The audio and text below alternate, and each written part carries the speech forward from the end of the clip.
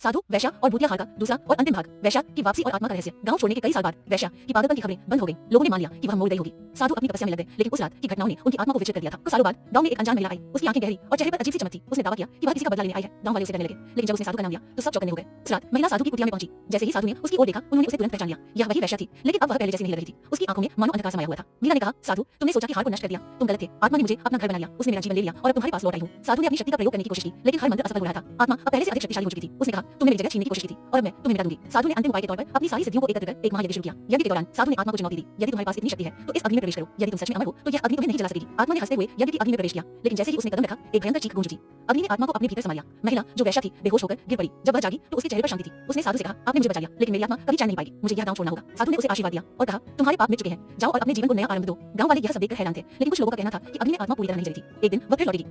अंतिम रहस्य। गांव में आज भी कुछ लोग रात को एक काली परछाई देखने का दावा करते हैं। क्या वह आत्मा अब भी वहां है या वह सिर्फ डर की एक